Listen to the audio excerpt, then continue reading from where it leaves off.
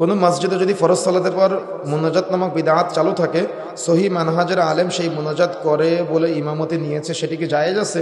আচ্ছা, আপনাদের কাছে একটা প্রশ্ন করি, তারপরে আমি এই উত্তরটা দিব। আচ্ছা, নামাজে সাজদায় গিয়ে সুবহান রাব্বিল আলা পাঠ করেন না? একজনকে জিজ্ঞাসা করবো, হাত উঠাবেন, বলেন তো এটার অর্থ কয়জন জানেন? কয়জন? সুবহান রাব্বিল আজিম পড়েন না রুকুতে গিয়ে? এটার অর্থ কয়জন জানেন?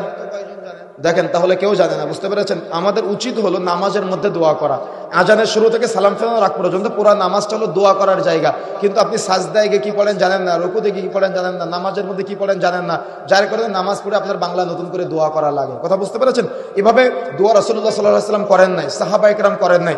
রাসূলের আমল পাওয়া যায় না, সাহাবায়ে কেরামের আমল পাওয়া যায় না। আপনি একাকী দোয়া করবেন, কোনো সমস্যা নাই। আল্লাহ রাসূল বলছেন, যদি কোনো ব্যক্তি হাত তুলে একাকী দোয়া করে তো আল্লাহ তার হাতটাকে খালি হাতে ফেরত দিতে লজ্জা পায়। আর আপনি দোয়া করবেন সম্মিলিতভাবে নামাজের মধ্যে। কোথায় দোয়া করবেন? সাজদায় দোয়া করবেন, রুকুতে দোয়া করবেন, বৈঠকে দোয়া করবেন, তাকবীরে তাহরিমার পরে সানা পাঠের পরে দোয়া করবেন, রুকুতে যাওয়ার আগে দোয়া করবেন। কত দোয়া করার জায়গা, এই জায়গাগুলোতে দোয়া করবেন। বিতর্কের মধ্যে যাওয়া দরকার নাই। এটা স্পষ্ট বিদআত, বিদআত থেকে দূরে থাকতে হবে।